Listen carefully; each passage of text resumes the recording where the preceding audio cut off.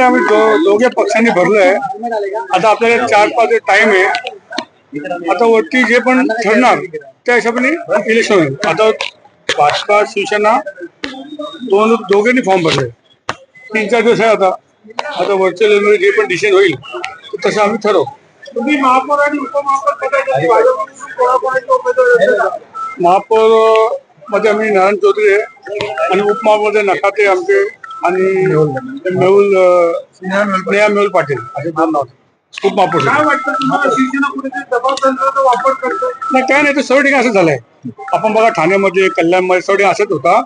दोघांनी फॉर्म भरला होता. मला टाइम असते तर व्हर्च्युअल बसून फायनल करतील. शिंदे साहेब आणि देवेंद्रजी जे पण फायनल करतील फायनल.